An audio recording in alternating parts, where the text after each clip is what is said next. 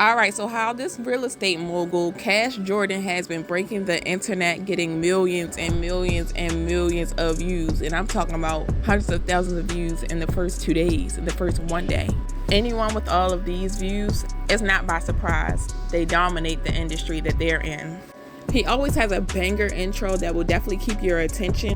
He repeats what's already in the title, and his titles are going to catch your attention as well. And then goes into a shocking news clip. Out today says the true cost of living has gotten so high, half of the families in the 5 boroughs do not have enough income to make ends meet. They need some kind of assistance. Well, that explains why people are leaving, but what's gonna happen when everybody who's not rich vanishes from New York City? And why is it that nobody who's in charge here seems to care? New Yorkers are feeling less positive, not very safe, and unsatisfied with most city services. Costs in New York City have increased 131%. What are you gonna do, not eat, not pay your rent? We make decent salary, but it's still not enough to survive in New York City. Half of all city households don't make enough money to meet the minimum cost of living in New York City. The middle class is leaving the city of New York. What we find with the people that we work with is that they're making tough choices between food and medicine.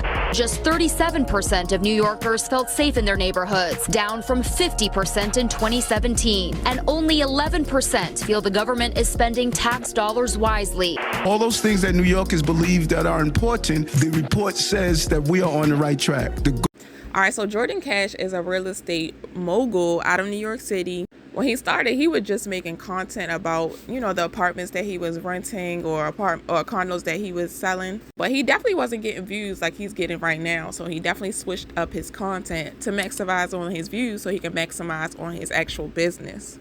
As a YouTuber, you never want to just rely on YouTube AdSense sponsorships. You always want to start a small business, to definitely take control of your money, because remember, YouTube owns that AdSense. $1,000 is the average price of a 2-bedroom apartment here in Manhattan. But we just got one that's $400 cheaper than this and is only $2,600 per month. And the biggest question in my mind is, what's the catch and why is this place so cheap? Well, we've got the keys and we're gonna go take a look. If you like this video, like it and subscribe, because I make stuff like this every week.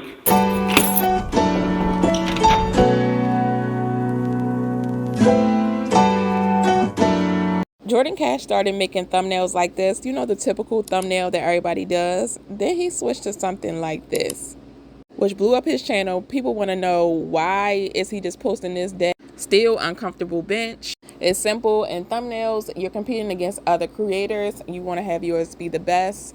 Simple, nice words now, white and yellow. And it's just, you just want to stand out. And that definitely stands out compared to the other one, because everybody does that thumbnail. But how did he really blow up? He blew up from being able to stand out on the market. No one wants to see something that they have already seen 100 or 1,000 times. He switches scenes very, very fast. He's always pointing just to keep you engaged.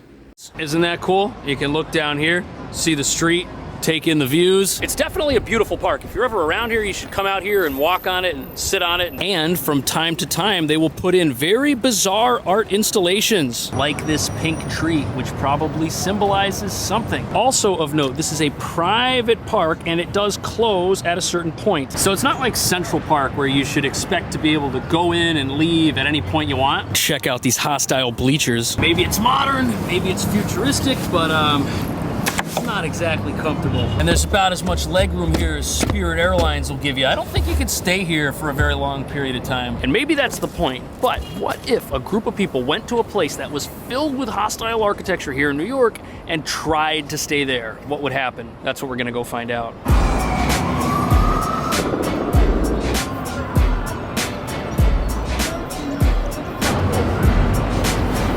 Welcome to Zuccotti Park.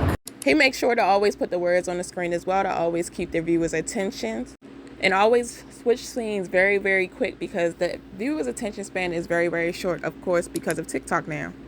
Right? It's disgusting. And I think this is the most cruel park in New York, because this granite gets so cold just sitting on it. Absolutely. Made me freeze my butt off. And look at how high the ridges are sticking up out of this. granite tables are equally cruel and unforgiving. And look at all these nightmarish angles with like the way that this plant is. The whole thing is like designed for crowd control. But back in 2011, this park was the site of the Occupy Wall Street movement, where protesters camped out in this park for about a month. See this image right here with that red bar behind that guy? That was taken right over here. And whether you agree with their message or not, it took a lot of determination to stay in this place for more than 15 minutes. I mean, it is just a barren landscape. And yes, there are trees, but look at their position. They're only designed to eliminate crowds of people. Between these benches, these trees, and these weird plant boxes right here, it's tough to have like a mass gathering. He's always bringing extreme value because people only click on his videos. Well, usually they only click on his videos because they want education of what he put in his title. So he always brings extreme value that's going to keep the audience more engaged, because it's not trash. It's actually something they're getting value from. Actually something that, you know, they would want to watch all the way until the end.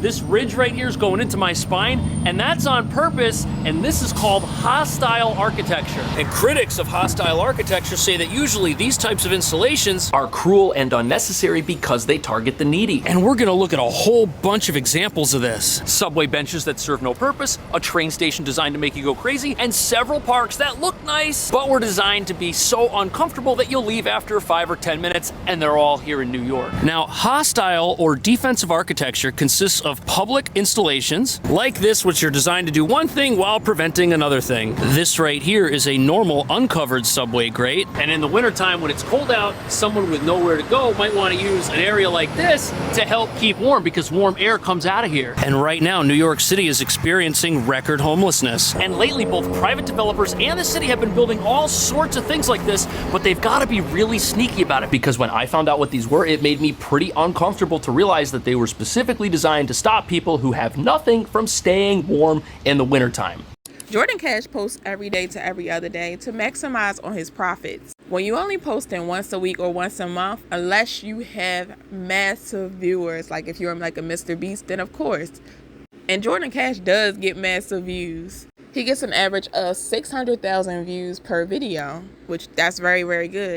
But still, to maximize his profits, he still does post every day or every other day. When you're competing against so many people, it's definitely good to be seen, and people are clicking on his videos again and again and again because his videos are of high quality. Also, when you watch one of Jordan Cash's videos, you're going to want to watch another one because it's relevant. All of his videos play into one another because they're based all in New York City. He does not go off his mission, which is New York City, getting people to learn about New York City so they can move there and get massive views. And he has links in his description, so when you're watching his videos, you can rent one of his apartments because he's a real estate broker. Most people lose out because they're getting all their money just from simply YouTube AdSense, sponsorships, when you really should have an outside product that you're pushing as well. Especially when I would say you're getting at least 5,000 views a day, you should definitely be having something else. You already had the eyes on you. And you don't have to wait until you have a big following or massive views. Now, of course, a lot of people aren't going to purchase from you, but some people will. He also brings emotion. You want to bring emotion to your audience because that gets them to comment, actually. When you're actually being relatable and like relating to them, you want to do that for that like, no trust factor. But you want to bring emotion to them. You can also bring emotion with music, sound effects. That's why a lot of people do put sound effects in their videos. But if you get your audience to be in an emotional state and connect with you, they're definitely going to react with you and interact with you in the comment sections.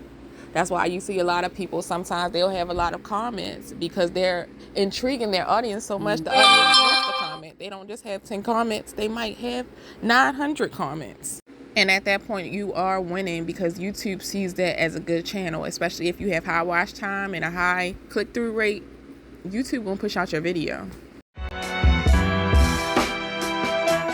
This is the 23rd Street and 6th Avenue subway stop, and it looks like a normal subway station, but it was the site of heated controversy when the city subway, the MTA, introduced hostile architecture to this station. A couple years ago, riders noticed that the benches in this very same platform were suddenly removed. And as you can imagine, people were not happy about that, not only because of how cruel it might seem towards certain individuals, but also because the elderly, people who are pregnant, there's other people that need benches in the subway too, and this was a quality of life hit for everybody on this platform. And the benches were originally along this wall, and look at what the replacement is. Is this even a replacement? I mean, you can lean on it. I guess this is better than leaning yourself against the wall, which might be dirty. It has spots for 4 leaners. Now, there are 2 benches in this platform, which were put back after the city realized that their decision had outraged people. But even these have elements of hostile architecture in them. Look at these armrests. All you can do is sit here. You can't lay down. This is only like 2 feet wide. Its only purpose is for sitting. It is hostile to any other intended use. Look, you can't even be that wide in here. Some people even suggested the city had violated the Americans with Disabilities Act by removing the benches. And this isn't the first time the city had done something like this. Check this out. A year earlier, the city had removed all of the seat backs from the benches on a subway station just a couple blocks south of this one. All right, thank you guys for watching. If this video brought you any value, don't forget to subscribe, turn the post notifications on, like, and leave me a comment in the comment section of who I should do next. Thank you.